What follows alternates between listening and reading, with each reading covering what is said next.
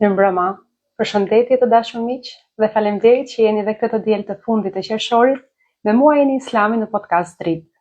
Si çdo javë, neve vim në këtë podcast për të sjellë një histori reale, një jetë njerëzore dhe një dritës që sjell për ju frymëzim, bëhet çast reflektimi, por dhe na tregon se jeta, pavarësisht vështirësive të saj, njeriu në drejt mund ta zhys, por kur ta mbys. Bëhet fjalë sot për një zonjë të nderuar që me kënaqësi më të madhe më tha Eni, unë jam vajzë Çame. Dhe rastësisht sot koincidoi 82 vjetori i gjenocidit Çam dhe unë jam shumë e lumtur që të ndaj sot një bisedë reale me zonjën Alketa rrënjët e saj Çame. Ajo më tregoi se pavarësisht vështirësive të jetës, Alketa në lind. Jeta përshëndetje, mirëmbrëma. Përshëndetje Jeni, si je? Faleminderit, si je ti zemër? Faleminderit. Në radhë të parë dua të falenderoj pafund për ftesën që më bëre, që të ndaj një copës nga jeta ime me ty dhe me gjithë ata që na ndjekin në këtë moment. Faleminderit. Faleminderit ty për pranimin e ftesës. Unë do të lutem telefonin pak më larg që të dukesh tamam në ekran. Pikërisht. Është okay? Tani është okay. Faleminderit nga zemra që pranove ftesën time dhe vendose që të ndash me mua dhe me të gjithë ndjekësit tonë një pjesë të realitetit të jetës, një pjesë që ndoshta shumë vajza dhe gra e jetojnë, por nuk e marrin guximin dhe ngurojnë që ta shprehin ose ta tregojnë atë në jetën e përditshme, në biseda reale. Alketa, më ke treguar që je një vajzë Çame. Është e vërtet, jam një vajzë e lindur në një familje Çame, me 2 prindër Çam, e rritur nga gjyshër që kanë ardhur me plagë të mëdha nga Çamëria, por mbi gjitha kanë ardhur me besimin e madh në Zot, që ishte një nga gjërat që ata i kanë bërë që të lëshonin dhe të linin tokat e tyre drejt Shqipërisë. Ishte një zgjedhje ose të jetonin atje dhe të bëheshin ortodoks ose të linin tokat e tyre dhe të vazhdonin, kështu që ata pranuan më mirë të ishin besimtar dhe të braktisnin tokat e tyre sesa të braktisnin fen, të braktisnin Zotin. Me këtë jam rritur që fëmijë. Unë kam parë sot në postime sociale, po edhe në televizionin shqiptar, që ishte 82 vjetori i përkujtimit të gjenocidit Çam, edhe kjo është një rastësi shumë e madhe. Unë falenderoj me zemër të gjithë ata që vazhdojnë të kërkojnë të drejtat e këtij komuniteti, të këtij vendi, dhe ne themi gjithmonë Kosovë, Shqipëri, Çamëri, ata janë të gjithë bashkë, jemi një, dhe do vazhdojmë akoma të lutemi për shpirtat e atyre njerëzve të rënë që fatkeqësisht jeta, fati dhe kopa e atill i përballi me këtë fatkeqësi të madhe në jetë, por duke ju përgëzuar dhe juve, të gjithë ju Çamëve që asnjëherë nuk i humni dhe nuk i harroni rrënjët tuaja. Vërtet bravo. Faleminderit dhe shpresojmë që me ndihmën e Zotit do ta çojmë amanetin e gjyshërve tanë në vend një ditë. Amin. Edhe unë shpresoj shumë dhe lutem që pas gjithë atyre vështirësive dhe pas gjithë këtyre viteve, pas vështirësisë të vi lehtësi. Përveç kësaj pike të rëndësishme, më ke treguar se je rritur mes Lushnjës edhe Delvinës. Është një kombinim shumë i bukur, do të thënë në një qytet si Lushnja dhe në një qytet tjetër si Delvina. Çfarë ke marrë dhe çfarë bën kujtim nga familja jote me dy qyteteve kaq të ndryshme, qoftë nga kultura, po edhe qoftë nga klima? Është shumë e vërtet, atëherë për shkak se mami t'i deshi të lindte vllajin në një periudhë 20 muaj nga unë, u detyrua që të më lindte të jetoja tek gjyshërit e mi në Delvin. Me thënë të drejtën jam e bekuar që jam rritur në atë qytet. Mashallah. Dhe jam e bekuar që jam rritur e rrethuar nga ata njerëz që më kanë mbushur me këtë dashuri dhe më kanë dhënë gjërat më të bukura që unë i kujtoj deri sa të vdes, do t'i kujtoj gjithmonë. Shumë kujtim i bukur. Do të thënë, do vetëm një bashkë shumë e shpejtë, nëna jote ngjelet shtazan me vllajin, edhe risku yt taktohet që ti të ndesh nga gjyshëri. të rritem atje dhe nuk besoj se do ketë fëmijë që është rritur më aq në dashuri dhe për kushtim, se sa jam rritur unë nga gjyshërit, nga tezet, nga daja, se i kam pasur të gjithë beqarë në atë kohë dhe të gjithë më ishin përkushtuar mua. Dhe Mashallah, më bën shumë mirë. sinqerisht, akoma më trajtojnë si motrën e tyre të vogël edhe jo sikur të jem besa e tyre. Pas ke qenë e begatuar nga Zoti, sinqerisht, është vërtet fat i madh. E ke patur në një moment këtë ndjesinë se normalisht neve shikojmë të anën pozitive, sepse ata kanë qenë individ që kanë falë dashuri. Po ti si fëmijë ose si vajza e dy prindërve, ke patur ndonjëherë atë ndjesinë, mua më lante gjyshëri dhe u përkujdesën vllait? Jo, sepse jo, biles prindrit po. Prindrit e kam pasur shumë, sepse ka pasur momente që unë as nuk i pranoja si prindrit e mi, sepse isha rritur, nuk më mungon të dashuria e gjyshërve, dhe më thënë kisha një dashuri shumë të madhe nga ana e tyre, dhe deri në moshën 5 vjeçe, atëherë kam kuptuar që ishin vërtet prindrit e mi në moshën 5 vjeçare, dhe më thënë, dhe atëherë më kanë filluar, më kanë marrë, më mbanin me periudha kohe, kthesha përsëri, por me thënë drejtën zemrën e kam atje edhe tani. Mashallah. Pra, përtej asaj që fëmijët mund të ndjehen shumë mirë tek familja që po rriten ose tek gjyshërit e dajat e tezet, neve nënave na ngel gjithmonë një breng. Neve nënat e kemi gjithmonë atë ndjesinë e gabimit ose fajit, por ja që jeta na bën që të bëjmë një zgjedhje, ndoshta edhe pa vullnetin ton, por që duhet për të vazhduar më mirë. Është e vërtet. Mami e kam vjerë sidomos me rritjen e fëmijëve të vllajait, kur e shikon në moshën kur është detyruar që mua të më lëri tek daja, domethënë kam qenë 11 muajsh atëherë kur më ka lënë atje. Po, shumë e vogël. Edhe atëherë domethënë më thot e ndjej që të kam hyrë në hak. Edhe se nuk është e vindshme, realisht për çdo prindër që është e vërtet. Unë do ta bëja, por që në kushtet ndonjëherë të detyroj. Po, e vërtet. Të shkëputemi pak nga fëmijëria, nga ato kujtime sa të bukura po dhe të dhimbshme realisht, dhe të ndalemi te Keta sot. Nëse Keta do të bënte një rezume të gjithë jetës së saj, si do mendonte kush është ajo pika që e ka sjellë Ketën për të qenë kjo që është sot, kjo Keta që ne shohim, që njohim, me si atyre sfidave dhe përpjekjeve dhe vështirësive që jeta të ofron. Gjithë secilës nga ne. Ndoshta ti mendon se ka qenë shumë e vrasht ose shumë e vështirë jeta për ty, por nuk duhet të harrojmë atë thënie që gjithë nga ne e kemi dëgjuar dhe e përdorim, të dëgjosh hallet e mia i harron të tua. Harron të tua, është shumë e vërtetë e një. Atëherë po të shikosh jetën time, do të thonë të kthesh pas, do të them që nuk është vetëm një ditë ajo që më ka ndryshuar në karakter, më ka ndryshuar si njeri. Janë çaste të ndryshme të jetës, janë momente, sfida, prova që ti kalon dhe atëherë shikon që jeta të ka vendosur në një zgjedhje, domethënë duhet të zgjedhësh, ose të dorëzosh, ose të vazhdosh të ecësh përpara. Unë vendosa të ecja përpara. Dhe pash që kisha një forcë shumë të madhe në veten time dhe gjithashtu më ndihmoi shumë besimi i madh që kisha në Zot, që të vazhdoja të ecja përpara me forcë dhe të bëhesha kjo që jam sot. Mua më vjen shumë mirë që në gjitha pikat e ndryshme që mund na sjellë jeta, plot vështirësi, sakrifica dhe sfida, besimi mbetet ajo shtyllë aq e fortë për shpirtin e njeriu që ta bëhet pikë referimi, shtyse, por dhe një motiv shumë i fortë që çdo individ ta lidhë shpirtin me Zotin dhe të mundohet të ecë përpara. Jam shumë e lumtur që ti e ke gjetur, e ke patur, më ke thënë që gjyshja jote ka qenë ajo që të ka rritur shumë të vogël me atë besim. Dhe kjo është vërtet një pasuri shumë e patundshme për shpirtin e njeriu. Dhe më vjen shumë mirë që edhe sot ti vazhdon dhe e thua këtë me gojën plot. Shumë e vërtetë, shumë e vërtetë, në fakt nga sa tha më parë për momentin që jam rritur në Delvin, gjyshja ishte ajo që i kishte pengur që nuk ishte arritur të më rriste vetë.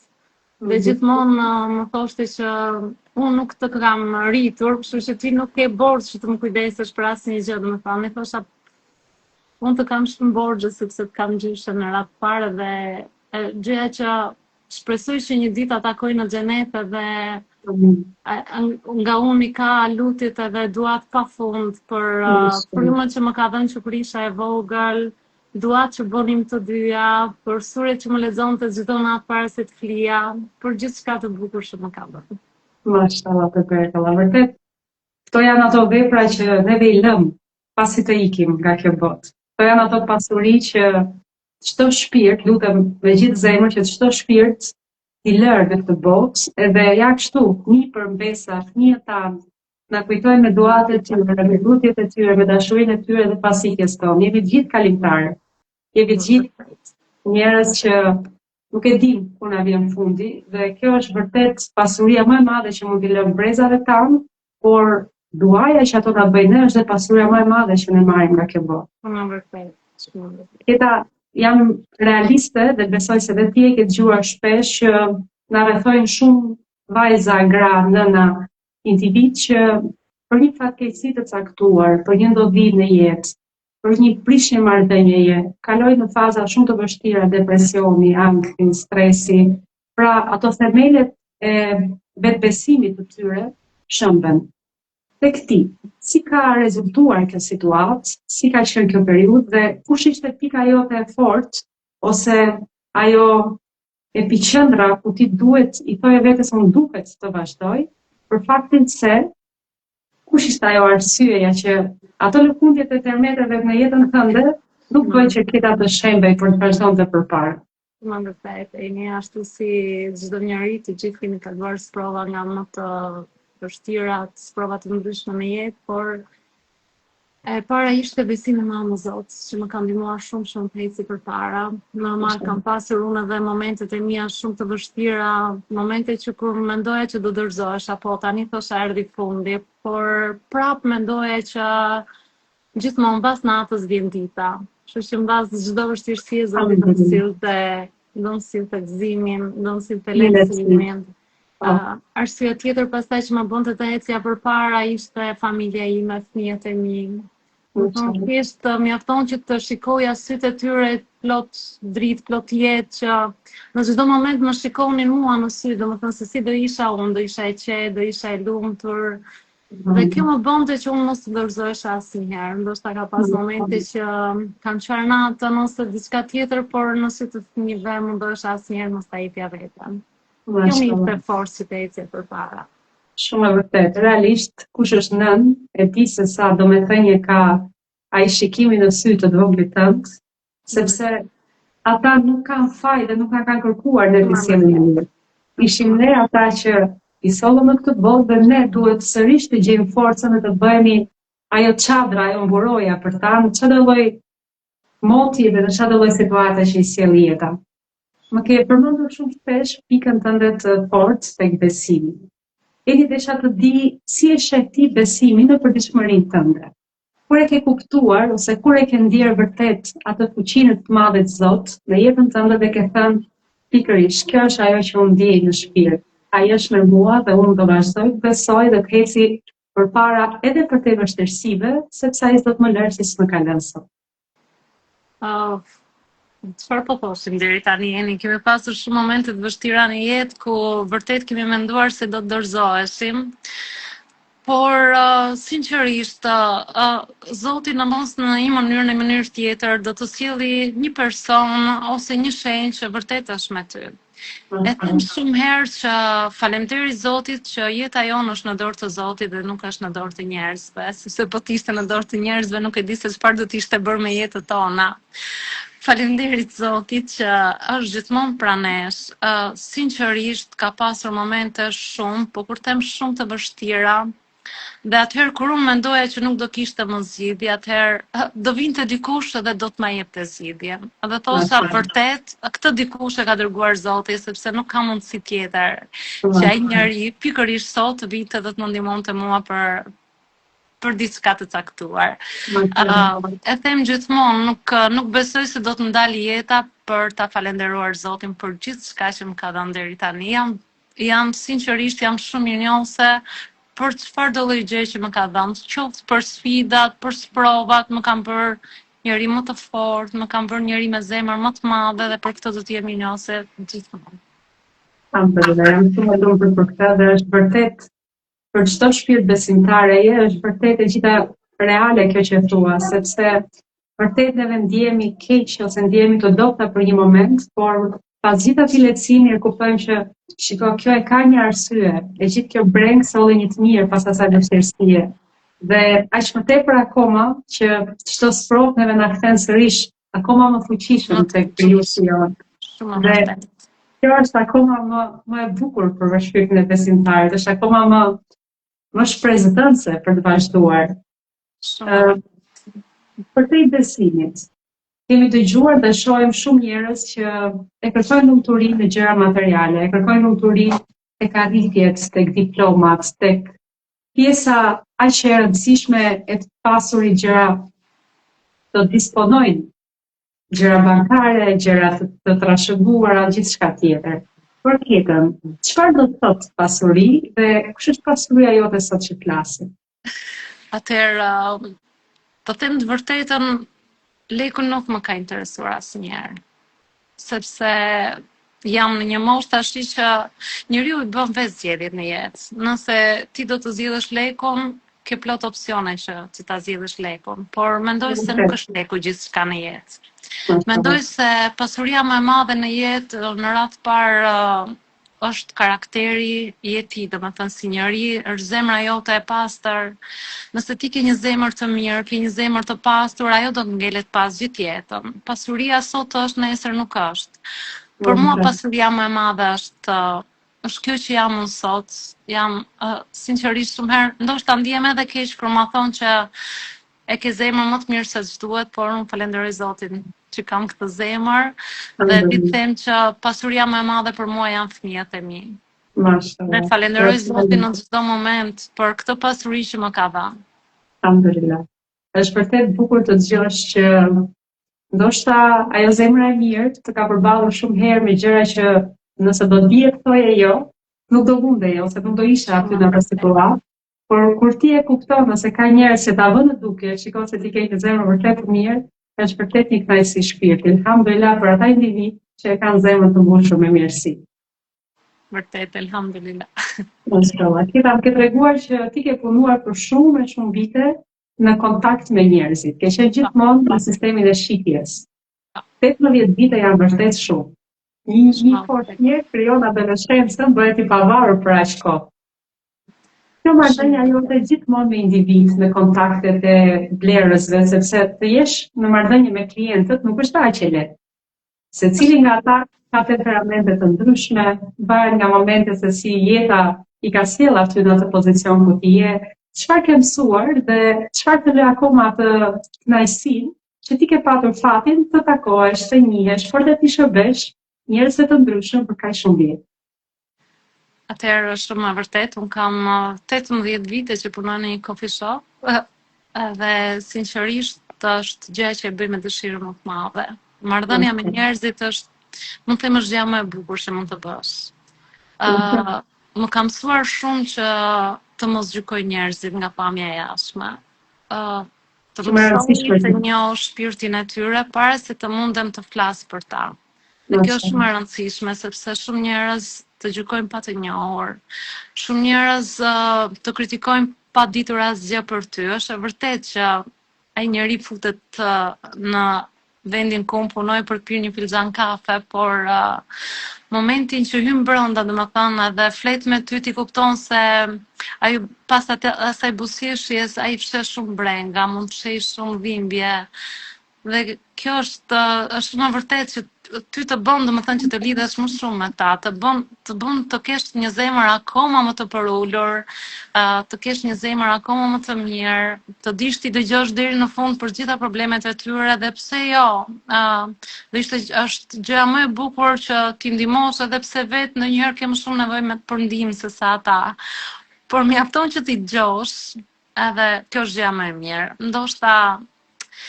Ndoshta nga që shumë herë na kanë munguar këto gjëra në jetë, asnjëherë nuk na kanë dëgjuar, gjithmonë na kanë gjykuar para se të na njohin hallet, problemet që kemi kaluar.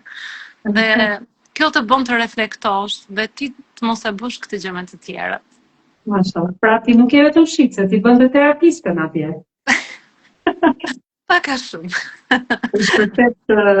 Është vërtet për t'u admiruar fakti që ka shumë njerëz që thonë po shkoj në punë dhe ka nga ata si Keta dhe shumë njerëz të tjerë absolutisht që shkojnë me kënaqësi, me dëshirë dhe atë 8 orashin që duhet të punojnë, ndajnë jo vetëm punën që ato bëjnë, por dhe ndjesitë shpirtërore dhe emocionet e tyre dhe janë e bindur që ti ke lënë shumë mbresa tek çdo klient i yti. Është shumë e vërtet, në fakt kam punuar shumë vite në një coffee shop të Rruga e Kavajës, ku shumica e njerëzve kanë qenë besimtar. Dhe me thënë drejtën, edhe kur ishte Ramazan, më thoshin mos dili pari, ti do dalësh gjithmonë turni dytë sepse na mbush me pozitivitet edhe na kënaqë kafja kur vi me pim në darkë mbas iftari. Ose shumë nëna që kur vinin në dyqan më putnin duart, sinqerisht ishte kënaqësia më e madhe, domethënë që ti mund të ndjesh dhe ta bësh atë punën me aq shumë dashuri dhe me aq shumë dëshirë sa nuk i ndje lodhja. Është gjithçka risk dhe fakti që ti je gjithmonë në kontakt me njerëz dhe aq më tepër besimtar, është po ashtu një dhuratë nga Zoti, mos e harrojmë këtë. Shumë e vërtet, është shumë e vërtet. Alhamdulillah. Po nëse do t'i kërkoja Ketës për pak çaste të mendonte veten e saj dhe të kthehesh pas për 20 vite. Si do ishte Keta atëherë dhe çfarë ke mësuar ti në këto 20 vite që ke përjetuar deri më sot?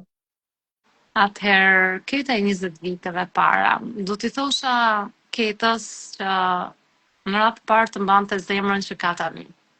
Do doja të kishte këtë zemër. Do t'i thosha të mos dorëzoj kurrë, të njihte vlerat vetes së saj dhe mbi të gjitha të mos harronte kurrë besimin në Zot. Kjo ishte gjëja kryesore që duhet ta kishte gjithmonë, domethënë, duhet të udhëhiqej nga besimi në Zot. Do kishte bërë ti një zgjedhje tjetër nga ajo që ke bërë në jetën reale që jemi sot? Jo. Nuk jam penduar për asnjë lloj zgjidhje që kam bërë në jetën time. Falenderoj Zotin për çdo gjë, edhe për sprovat që më kanë dhënë, sepse realisht më kanë bërë më të mirë. Më kanë bërë kjo që jam sot, më kanë bërë një njeri ndoshta me vlera më të mëdha, ndoshta nëse nuk do ta kisha njohur vuajtje, ndoshta nuk do isha kjo që jam sot. Por të ndalemi për një moment edhe mos fokusohemi më tek vetja, por tek një mike, tek një shoqe, tek një vajzë, tek një grua ose nënë që është duke na dëgjuar sot. Nëse Keta do ta kishte atë njeri përballë, dua të krijoj një imagjinat, ta zëm se je në një stacion autobusi dhe ti shikon një nënë ose një vajzë të përlotur. Ashtu me atë qetësinë që Zoti të ka falur, do afrohesh dhe çfarë do t'i thoje asaj? Atëherë, do t'i thosha që sprovat na bëjnë më të forta. Duhet të dish të flasësh, jo të heshtësh. Të flasësh me një njeri të afërt ose me çdo që ti mund ta ndjesh se duhet të flasësh, mos i mbaj gjërat brenda sepse ndoshta kjo nuk të ndikon për mirë në jetën tënde. Të flasësh, të tregosh se kush je, ta ngresh zërin tënd për të drejtat e tua, të kujdesesh për njerëzit që ke me dashuri dhe me dëshirë më të madhe dhe mbi të gjitha gjithmonë nuk ndoshta e kam përsëritur shumë herë, por gjithmonë do t'i thosha besimin në Zot. Do t'i thosha gjithmonë që mbas çdo vështirësie ajo do të sjellë lehtësimin. Kështu që duhet kemi shpresa për gjithçka që na ndodh në jetë. Alhamdulillah. Unë po meditoja pak tani, po të dëgjoja, edhe dua të bëj një theks shumë të rëndësishëm tek ajo që ne na kanë mësuar dhe tek ajo që ne u përpoqëm të mësojmë veten. Dikur na thonin pusho mos fol se shturp, ose trego se na dëgjon lagja, se duhet finalta apo fisteku, ta marrë vesh se çfarë po na ndodh. Pikërisht që ushqeheshin dhe shtonin kënaqësinë e tyre kur e dinin se ne kishim një breng. Ndërsa ky brez që u rrit me atë të mos treguarit, të mos folurit, me atë çështjen e të goditurit, krijoi atë ndjesinë që shiko, kjo është vetëm shkatrim. Ai individ që ka qenë duke folur, do t'rregoj unë apo nuk do t'rregoj brengat e mia, do vazhdoj të flas. Por derisa unë të gjej forcën të flas, unë jam shtëruar. Çdo grua përballet me depresion, përballet me ankth, përballet me sëmundje kancerogjene, Dhe gjitha këto e ka një burim, dhe burimi i vetëm është mos folja, është goditja e brengave, është shqetësimet e pandara me askënd, vetëm e jastëkun çdo natë, por ai nuk ka zë, ai nuk mund të të mbushullojë. Dhe në këto momente lind ajo ndjesia që ne të brorasim fort për vete, sepse jemi akoma alhamdulillah në këtë botë dhe kemi akoma gjasa ta ndryshojmë gjithë këtë gjë, por çfarë është më rëndësishmja për brezin e fëmijëve tanë, për vajzat tona? Nuk është turp të thuash nuk jam mirë, nuk është turp të thuash nuk ndjehem mirë, nuk është turp të thuash se okay, unë jam rritur në këto parime, por nuk e ndjej këtë pjesë. Dhe kjo vjen për gjithçka, qoftë për besimin, qoftë për ato kultura dhe tradicionet që ne kemi marrë, sepse të gjithë ne shkëmbehemi me gjenerata të ndryshme dhe me kultura të ndryshme jetësore. Prindrit tanë ose nëna ime ka qenë shumë e qetë, më e duruar, dhe unë thoja, unë dua të bëhem shembulli i saj. Po kuptova me kalimin e viteve se shembulli i saj ishte më shumë shtypje shpirtërore. Ndoshta ajo nuk donte të ishte ashtu, por ashtu ndjehej sikur ishte e mirë me të gjithë, por nuk është mirë me veten. Kjo është e keqja jo. Përpiqem të jemi të mirë me të gjithë, por asnjëherë me veten tonë. Pikërisht, në këtë rast unë falenderoj me zemër çdo grua, çdo vajzë, çdo nën që ka mësuar të thotë dhe jo, ka mësuar t'i tregoj të tjerëve se unë ju dua, jeni shumë të rëndësishëm për mua, por edhe unë jam e rëndësishme. Sepse në këto raste ne harrojmë veten, ne flijohemi për familjen, për fëmijët, për gjithë kënd që na rrethon, dhe më pas kujtohemi kur e ndjejmë atë shtrëngimin e madh në gjokë se nuk mbushemi dot me frym, edhe unë duhet të jetoj. Prit se jam edhe unë këtu. Shumë e vërtet Eni, është shumë e vërtet një gjë ju më ka ndodhur dhe mua. Mbasi është shtypa veten time për shumë vite, sepse nuk doja të mërzisja prindrit në radhë parë, pastaj edhe pjesëtarët e tjerë të familjes. I mbaja çdo gjë për brenda dhe arrita në një pikë pastaj ku sëmundjet filluan të më shfaqeshin dhe thash mjaft, përderisa askujt nuk i interesoj gjendja ime në cilën jam, domethënë, përderisa më shikon çdo ditë duke qara apo të mërzitur dhe nuk i intereson fare kjo pjesë, atëherë pse duhet më interesoj mua? Se çfarë do të shkaktoj, domethënë. Kështu që në radhë parë është një shprehje që thotë që po s'desh veten nuk do asnjëri tjetër, s'ke si të duash të tjerët. Kështu që duhet të mësojmë të duam veten në radhë parë. Kjo është më e rëndësishmja. E thon, realisht e thon shumë, po shumë pak e përdorin dhe zbatojnë. Pra, ne jemi nga ato individ që teorinë me praktikën e kemi si nga e thëna në të bërë është në mes një deti tërë. Për gjithë themi e duam veten, unë do ta dua veten, po ne harrojmë shumë pika se si është ta duash veten. Dhe të kujdesesh për shëndetin tënd është primarja. Po si nuk kujdesemi ne për shëndetin tënd? Të mbushemi me frymë lirisht, qetësisht, paqësisht, pa e ndjer veten të detyruar që çdo brengë jona të ngjelë vetëm e jona. Ne të kujdesemi mos i lëndojmë prindrit, mos lëndojmë fëmijët, mos e di lagja, shqetësimin dhe problemin që më ka rënë mua, por realisht çfarë ndodh me vetën. Unë të uroj shumë shëndet, më vjen shumë keq që vërtet je përballur në ato situata, por ndoshta kanë qenë një pikë referimi që Zoti të thotë Alket zjo, duhet të jetosh për vërtet. Është shumë e vërtet kjo. Shumë vërtet. Përtej kësaj situate dhe këtyre pikave që folëm, unë dua të ndalem pak te një pikë që për ty mund të jetë shumë e shtrenjtë. Ato dy krijesat mrekullueshme që Zoti ka falur.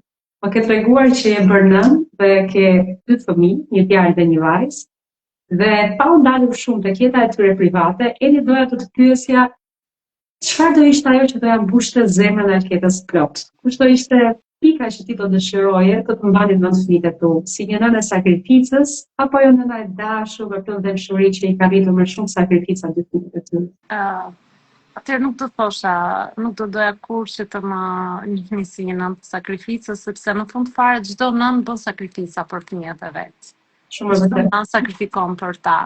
Do doja më mirë të më mbanin mend si një nënë të dashur, si një nënë të përkushtuar, si një nënë që mundohem të qëndroj afër për të realizuar çdo dëshirë të tyre, çdo ëndër të tyre. Ju kam thënë gjithmonë do të më keni krah për çfarëdo gjë që të doni në jetë, çdo gjë që të zgjidhni, unë do të jem krah jush. normal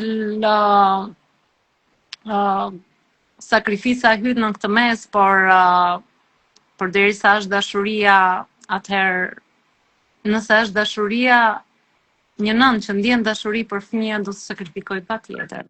Po të mos ishte dashuria në mes, nuk do sakrifikonte asnjë. Kjo është e vërtet, kjo është shumë e vërtet. Për te sakrificës dhe dashurisë, është një pikë tjetër në karakterin e njeriut që e bën atë të dallueshëm nga nxit të tjerë, dhe ajo është falja. Këta pikë e falur dikën në jetën tënde për te asaj vështirësisë madhe ose dhimbjes që ai ka bën dhe si e ndjer ti pas asaj faljeje. Të falësh është hyjnore, apo jo? Vërtet. Përderisa Zoti na urdhëron që duhet të falim, atëherë kush jam unë që të kundërshtoj Zotin? Kam falur normal, kam falur dhe këtë kam bërë për qetësinë time. Kjo është shumë e rëndësishme, vërtet kjo është një pikë drite që ti sa të falenderoj Zotin, me thënë drejtën falenderoj shumë, po shumë fare Zotin që nuk ka pikë urrëtie në zemrën time, për askam. Për çfarë do lloj të këqeje që mund të më ketë bërë në jetë, është shumë mirë nuk kam fare. Kjo është një liri shpirtërore për të gjithë ato njerëz që kanë fatin të arrijnë ta ndjejnë, sepse realisht ka nga ato individ që dëgjoj që thonë nuk ja bëj kur halal, sa të kem unë jetë do ta mallkoj, ai mos e bëft ose ajo mos e bëft pikën e hajrit për gjithë problemet që më ka sjellë në jetë. Dhe kur i dëgjoj, realisht kuptoj një gjë. Ata kanë shumë, por shumë vuajtje dhe bindje në shpirtin e tyre. Sepse individi tjetër nuk mund ta ndjejë kurrë atë mllëfin që shpirti yt mban, më shumë se sa veti. Për këtë arsye, të falësh, Zoti ka thënë, Zoti është falës e do falje, dhe lum ai që arrin të falë. Ndoshta merret si dobësi, ka shumë njerëz që mund përfitojnë nga kjo pikë, absolutisht. Duhet jemi të kujdesshëm dhe kë falim dhe sa herë falim dhe çfarë na vjen pas asaj faljeje. Po në momente kur jeta e jetës të shkëputet dhe ti nuk ke dëshmë me ata individ, mund të këshilloja me zemrën ti falni. Ti falni dhe të vazhdoni përpara, sepse ai që ka krijuar gjithçka e di dhe se si ta krijojë vazhdimin e secilin nga jetët e juaja. Shumë e vërtetë kjo. Alhamdulillah. Unë jam shumë e lumtur që shpirti yt është i qetë, që ti ndjen kënaqësinë e shpirtit në falje dhe ke vazhduar të ecësh përpara për kaq shumë vite. Mbrëm të ko bisedonim së bashku më tregove që mrekullia jote mbaronte maturën, ishte në mbylljen e maturës. Si ndjehet anketa me 2 fëmijë tani më të rritur, adoleshent, që e kanë bërë krenare me studimet e tyre, pavarësisht se ti e kishe një breng që nuk arrite do të studioje, po ja që me vështirësitë tua, ti rritet 2 fëmijë që sot gëzojnë studim. Si është ndjesia ime nënë në këtë pikë? Sinqerisht, ndihem shumë e bekuar, jam shumë e lumtur që me ndihmën e Zotit, po them me ndihmën e Zotit sepse vërtet me ndihmën e Tij arrita të rrisja 2 fëmijë të mrekullueshëm. Janë 2 fëmijë që elhamdulillah nuk më kanë sjellë asnjëherë probleme në jetë. Janë 2 fëmijë të gjushëm, 2 fëmijë që për mua janë pasuria dhe mrekullia më e madhe që më ka dhënë Zoti. Zoti të ruaj dhe të kesh në kontra. Shumë e bekuar për ata të dy dhe shumë e lumtur. Vjen shumë mirë. Këta thonë që plagët e një njeriu japin shqetësime, japin dhimbje, por ka shumë nëna që këtë shqetësim dhe këtë dhimbje dashje pa dashje ja trashëgojnë atyre fëmijëve të tyre. Neve realisht unë jam vetë një nënë që po rris 2 fëmijë dhe nuk e kuptojnë për një moment që ato brengë që na shqetëson ne ja trashëgojmë, ja pasojmë atyre. Ndjehesh ti e qetë nga kjo marrëdhënie që kemi fëmijët e tu sot, apo kupton faktin se vajza jote po bëhet një shembull i sakrificës, i shpirtit të mirësisë dhe njësoj si një alket e vogël në miniaturë? Jo. Vajza ime ka një karakter krejt ndryshe nga imi. Edhe ime gjithashtu. Falenderoj Zotin që nuk është si unë. Është njëri e hapur, dita thot çdo gjë që ka ta thot në sy, pa brer ndërgjegje fare, se mund ta lëndoj tjetrin, përderisa ajo nuk është rehat ta thot që nuk jam rehat me këtë gjë. Djali po, djali është më ndryshe dhe sinqerisht më vjen keq për të, sepse është më i mbyllur, mundohet që shumë herë shumë gjëra ti gëlltizë brenda vetes dhe mos më thot mua. Për atë po, ndjej pak. Pra ti veten tënde në personalitet e shikon tek djali yt. Siç mundohesh Alketa mos e lëndonte vendin e saj, ashtu bën dhe ai sot. Ashtu është ai sot. E kuptoj. Dhe pas gjithë kësaj bisede të këndshme dhe gjithë këtyre përjetimeve që ne ndajmë bashkë, unë desha të di kur vjen mbrëmja dhe Alketa mbyll një ditë të lodhshme me shumë sfida dhe sakrifica si gjithë ne. Për çfarë i thua Zotit më shumë ti falënderit? Normal, për 2 fëmijët e mi, jam falënderuese gjithë jetën, për prindrit e mi të mrekullueshëm që asnjëherë nuk ma kanë lëshuar dorën. Në çfarë lloj vështirësie që kam kaluar, i kam pasur pranë. Jam shumë e lumtur për të. Falënderimi më i madh i takon Zotit për zemrën që më ka dhënë, për besimin që kam mbjellë në zemrën time, për çdo sprov, gëzim apo çdo lot që kam derdhur, jam falënderuese Zotit sepse më kam bërë njëri më të fortë, më kam bërë njëri më të mirë, më kam bërë njëri me zemër më të madhe. Dhe sinqerisht jam falënderuese gjithmonë atij për gjithçka që më ka ndodhur në jetë. Është një thënie që thotë që Zoti sprovon njerëzit që do. Elhamdulillah që jemi nga të dashurit e Zotit. Mashallah, shumë e vërtetë dhe e bukur. Dëgjoja dikur që thonin sahabët kur nuk sprovoheshin në diçka, thonin nuk ka mundësi, Zoti na ka harruar. Shumë e vërtetë. Ndërsa sot besimi jon i plogësht, ashtu i qalë, kur na bie një sprov, fillojmë dhe dyshojmë dhe kuptojmë dhe themi ku kemi gabuar. Sepse në vërtet kemi duke u përmirësuar gjithmonë dhe unë Zotin që deri frymën e fundit jemi nga ata që punojnë me veten, qoftë në aspektin e personalitetit, po dhe atë të besimit, sepse njeriu është gjithmonë në rritje, nga mosha, nga ndjesit, nga perceptimet dhe gjithçka tjetër. Nga gjitha këto pika që ne biseduam bashkë, kemi prekur fëmijërinë tënde, kemi prekur mëmësinë, faktin e rritjes së 2 fëmijëve, gjendjen emocionale dhe atë mbështetjen e madhe që ti ke gjetur gjithmonë tek Zoti. Nëse jeni do të pyesja, njësoj siç mban emrin ky podcast që ne flasim sot, dritë. Kush do të ishte drita që Alketa do donte të ndante me çdo njeri, ose ato 3 pikat e rëndësishme të jetës që çdo grua, femër, nën, vajzë, pse jo, vajza ime dhe jotja, duhet gjithmonë ta kenë parasysh në jetë dhe të vazhdojmë përpara, duke u referuar tek këto pika që kena të na ndaj sot. Atëherë, e para do të ishte zemra. Do doja të jem falënderuese Zotit për zemrën që kam. Besimi në Zot është shumë i rëndësishëm, është drita në jetën tonë që na udhëzon të ecim përpara. Nuk është nevoja ta shohim si dritë, është nevoja që ne të ndihemi të qetë, të ndihemi mirë dhe ta kuptojmë që vërtet Zoti po na jep dritë dhe po na udhëheq në rrugën më të mirë drejt tij. Gjëja e tretë, se janë fëmijët e mi, falenderoj Zotin, janë tamam dritë në jetën time. Dhe nëse do më lejoj që të zgjidh edhe një gjë tjetër, do të ishte mirënjohja.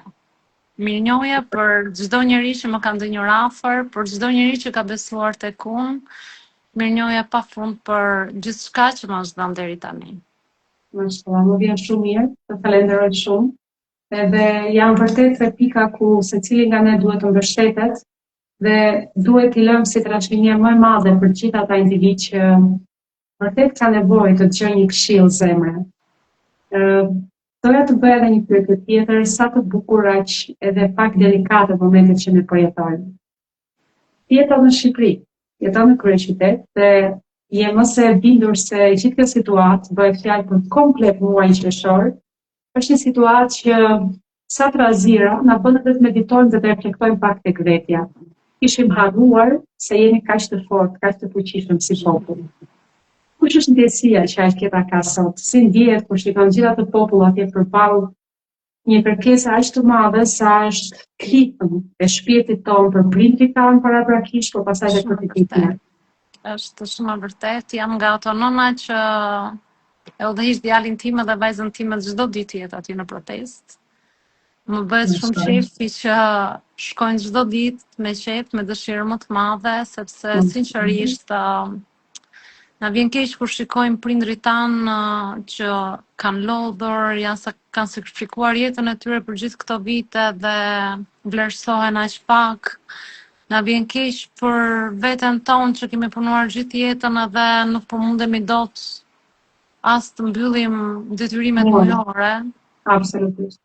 Më vjen keq për tim birë që kanë mbaruar gjitha të shkolla dhe prap nuk vlerësohet ashtu siç duhet, por detyrohem shumë herë të them mam, shiko, të shkosh jashtë se ndoshta është jeta më e mirë kur njerëzit vlerësohen, ku nuk vlerësohet leku, por vlerësohet dia,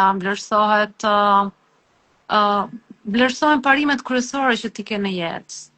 Ndërsa këtu është bërë një vend që nuk vlerësohen më njerëzit e mirë, vlerësohet e keqja, vlerësohet leku, siç e thash, domethënë sinqerisht më bëhet zemra mal kur shikoj gjithë ato njerëz që dalin në protesta çdo ditë dhe lut Zotin e Madh që t'i jap forcë sa më shumë që të vazhdojnë deri në përfundim të dëshirës së tyre. Amin. Uroj shumë shpejt që gjithçka të realizohet me fitore.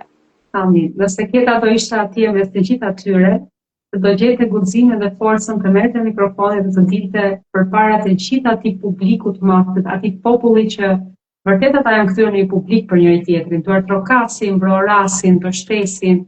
Dhe kur unë shikoj mosha të thyera, sinqerisht ngushem me lot, sepse ata nuk e kanë gjetur kurrë guximin të dalin dhe të kërkojnë atë që është e drejta e tyre. Mbi gjitha, i kërkojnë dikujt përgjegjësi pse mbetën vetëm.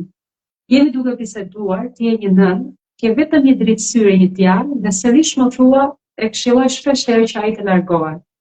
Kjo është një zgjidhje mes bindjes dhe realitetit të çdo nëne që sot është e vetme. Unë kam gjithashtu një nënë, dhe ajo është e vetme gjithashtu në Shqipëri. Dhe unë e di çfarë do të thotë të mos kesh mundësi të përqafosh nënën tënde, do me shpirt jesh në atë vend. Vërtet unë jam një adetare shumë e dashur për vendin tim. Pavarësisht se jeta dhe fati më çoi larg, unë gjithmonë mendoj dhe them guri i rënd të shon në vendin e vet.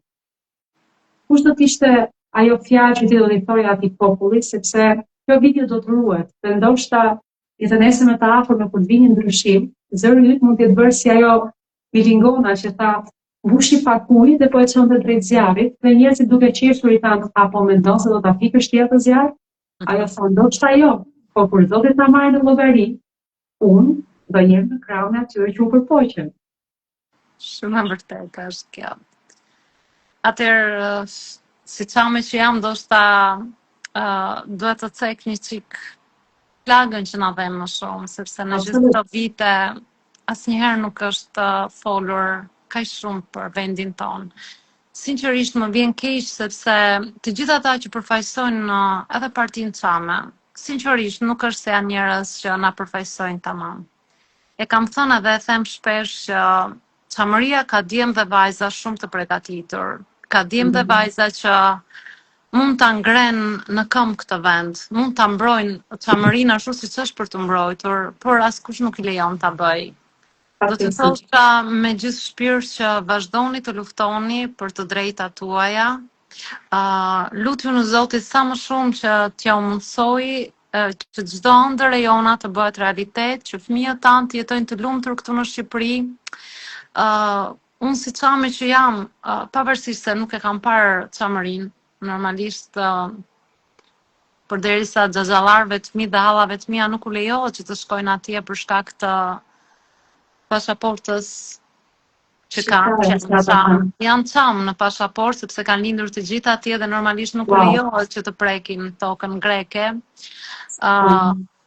Normalisht amaneti i tyre duhet çuar në vend. Është një nga dëshirat e mia më të mëdha që amaneti i parëve tanë të çohet në vend. Dhe e di shumë mirë se sa dhemba e humbja e vendit tënd, edhe shumë herë prandaj them edhe jam kundër shitjes së trojave shqiptare. Askush nuk ka të drejtë ta shesë tokën. Është të gjithë shqiptarëve. Është toka jon ku të parët tanë ku kanë dhënë jetën për këto toka. Dhe nuk ka të drejtë askush të na i shesi. Kështu që duhet të them, çoheni deri në fund luftën që keni nisur. Mos lejoni askënd t'ju përçaj, mos lejoni askënd të shes tokat tona, sepse ta thash edhe më parë si çame që jam e di se sa dhëmb humbja e trojeve të tua. Absolutisht. Njeriu thonë që e ndjen më shumë ti plagën dhe dhimbjen kur e ka provuar. Siç thon vishkëpuset e mia dhe provoje. Dhe një familje si e juaja, që vërtet e keni të vuajtur të dhimbje plagë të hapur në shpirt, vërtet i thua këto fjalë nga zemra dhe unë jam e bindur që si ti ka shumë familje tame, ka shumë familje të lënduara dhe të përgjysmuara. Është një këngë shumë e bukur që thot motra s'një vëllam, është e dhimbshme, por realisht është një realitet i hidhur i gjithë komunitetit çam që vërtet sot unë jam e lumtur që njerëzit për çdo pikë gjetën forcën të dalin dhe të kërkojnë secili të drejtën e vet. Nuk bëhet fjalë më për çështje partijake, nuk ka më të djathtë edhe të majë, nuk na intereson kush e drejton, na intereson ai që gabim e ka drejtuar të shikojë drejtimin e tij dhe të na lërë që të jetojmë të qetë në trojet tona. Në tokat tona, shumë vërtet. Absolutisht. Për sa i përket vajzës, kemi biseduar dhe nuk e treguar që tani ajo është një moshë adoleshence. Do ndalen vetëm një pikë tjetër që është shumë e rëndësishme për gjithë prindrit, po më e rëndësishme për gjithë bashkombasit shqiptar. I bën gjitha bashk, nuk e di pse, kur thon ne shqiptarët themi kur vjen e keqja hapi derën. Hapi derën, shumë vërtet. Dhe për te këtyre çështjeve të tokave të shitura, na del një ligj aq i rënd dhe aq i pabesueshëm që miratohet dhe vendoset që nga 13 vjeç e gjysmë çdo fëmijë mund të zgjedhë të drejtën e tij, nuk po e vazhdoj më tej fjalin sepse e kam shumë të rënd. Si mendon ti si nën? Si është kjo ndjesi dhe a e ke biseduar këtë si pikë referimi me fëmijët e tu? Është bërë kjo si bisedë tek juve? Është shumë e rëndë, sinqerisht nuk arrit dot ta konceptoj, nuk arrit dot, domethënë si nën që jam ta pranoj një gjë të tillë. Sinqerisht, edhe fëmijët e mi, elhamdulillah, janë 2 fëmijë që janë rritur me besimin në Zot. Elhamdulillah nuk e pranoj dhe nuk kam për ta pranuar ndonjëherë, domethënë këtë lloj zgjidhje që mendoj se ka ardhur një moment i vërtet që ne duhet të ngrihemi për familjen. Është një nga gjërat më skandaloze që ti mund të quash prindi 1, prindi 2, nuk e llogarit fare babain, mamain si prindër, domethënë të një familje. Domethënë janë disa gjëra që unë nuk di, domethënë nuk gjej gjuhën e dur për ta shprehur ose më saktë nuk gjej mllefin e dur për ta folur këtë gjë sepse sinqerisht jam shumë e prekur, shumë e indinjuar si nën në radh parë si grua, se të mohohet gjithçka që ti jep në familje. Nëse kjo do të ishte një nga gjërat që Evropa do të kërkonte, atëherë nuk do doja kurrë që të hyja në Evropë. Absolutisht. Nuk do doja kurrë, nëse është kjo një nga pikat e referencës që ne duhet të plotësojmë për të hyrë në Europë, atëherë më mirë të rrim këtu si jemi, sepse për shqiptarët familja është shumë e shenjtë. Është vërtet për të ardhur keq që diskutohen themelet e bazës së kulturës dhe komunitetit të shqiptarëve. Shqiptarët vërtet familjen e kanë të shenjtë, tokën e kanë patur dhe mbetet e shenjtë, dhe këto janë ca pika që e vërtet po lëkundin themelet tona. Unë uroj me shpirt që zëri të gjithëve ne të dëgjohet, ne të kemi kurajën dhe forcën që me aq sa mundemi. Unë e përmenda dhe thash, tamam se ajo mitingona që sa ujë mund të çonte shkreta drejt zjarrit. Po ndoshta bëhemi shkak që zërit të bashkohemi dhe të vazhdojmë akoma. Po mbyllet qershori, pavarësisht temperaturave të larta, dhe të gjitha kushteve që secili ka, unë jam e lumtur pafund dhe i mbështes si duar trokas me zemër gjithë ato individ që kanë zgjedhur të vazhdojnë të rrugtin. Bashkohem me mendimin tënd, dhe unë jam shumë e lumtur. Djali im është akoma në protestë, nuk ka ardhur akoma, kështu që jam shumë e lumtur dhe mbështes gjithmonë për këtë gjë. Unë jam një nënë e bekuar. Alhamdulillah, imi dërgoj për qafim e zemre. Uroj që Zoti ta begatoj me jetë e shëndete dhe të vini ditë që ai të ketë mundësinë të zgjidhë sipas shkollës që ka kryer, të drejtën e tij për të vazhduar punën, pa patur nevojën e mikut, lekut, apo gjithçka tjetër që ne jemi mësuar se si funksionon tani në Shqipëri. Shumë e vërtet, të falenderoj shumë Eni. Edhe unë falenderoj në zemër për gjithë kohën që ndam së bashku. Do doja gjithmonë që ky kontakti ynë të mos prishej kurrë. Në Zotin që të kemi të tjera podcaste, të lidhemi me njëra tjetrën live, ta kem mundësinë që të kemë përballë dhe të bëjmë një bisedë akoma më të ngrohtë dhe më të gjatë me njëra tjetrën, dhe të uroj me shpirt të jesh gjithmonë një nënë e lumtur dhe e plotësuar. Amin, të falenderoj shumë. Shumë të falenderoj, është e vërtet që Zoti të bekon me njerëz të mirë gjithmonë dhe ti je një nga ato njerëz Eni. Të falenderoj pafund. Uroj me shpirt që ti dhe fëmijët e tu të keni gjithmonë bekimet e të madhit Zot. Amin. Dhe të jesh një nënë e bekuar, e realizuar dhe të ndihesh krenare për ato dy angjit e tu. Faleminderit nga zemra. Dhe unë gjithashtu për ty dhe për çdo nënë ose për çdo individ tjetër që na ndjek. Këta të përshapoj fort. Ishin minuta shumë të këndshme, koha rodhi natyrshëm dhe unë jam shumë e lumtur që ndam me gjithë ndjekësit tanë, por dhe me njëra tjetrën, këshilla zemre, realitet, pjesë realitetit kësaj jete, por dhe atë dritën që secili nga ne mban në shpirt. Shumë vërtet. Falenderoj shumë. Falenderoj shumë edhe ndjekësit. Edhe unë i falenderoj në zemër. Kemi patur komente që shkruajnë Çamria Shejona, Çamri shumë shpejt do vi. Unë i përqafoj, falenderoj në zemër që janë aty dhe na ndjekin dhe kanë komentuar. Uroj që vërtet çdo shpirt të shijojë dhe të ndjejë kënaqësinë e të qenë në tokën e tij një ditë të afërme. Amin. Amin. Falenderoj shumë për shërbim. Edhe unë gjithashtu. Të dashur ndjekësit e mi, falenderit nga zemra që ndat këto momente të këndshme me mua dhe Alketën, në një bisedë zemre dhe disa gjëra që vërtet nuk e nevojë të jesh VIP apo i diplomuar për t'i vënë në dukje. Rrjedhshmëria e shpirtit vjen si dhuratë nga Zoti dhe atë që nxjerr zemra e ftasin fjalët. Këta ishte nga ato njerëz që na e përçoi mirësinë e saj në çdo bisedë dhe çdo pyetje që unë bëra. Uroj që të dielave të tjera të kemi akoma drita të mrekullueshme, njerëz dhe vajza zonja që vërtet falin dashuri, mirësi dhe na lënë këshilla të byra për jetën dhe për secilën nga ne. Bëuni dritë, bëuni mirësi për njëri tjetrin, sepse vërtet kemi shumë për të dhënë. Lum ai që bën mirë, lum ai që uron dhe begaton një tjetër ashtu siç do për veten e tij. Teuta Baci thot, ju falenderoj pafund. Teuta dhe unë falenderoj zemër për çdo koment që më ke lënë. Faleminderit nga zemra. Këta të përshafoj. Ju uroj natën e mirë dhe shihemi së bashku të diellat e ardhshme. Pasim një muaj të begat në vazhdim. Natën e mirë për gjithë. Natën. Amin, natën e mirë. Faleminderit që ishit me mua dhe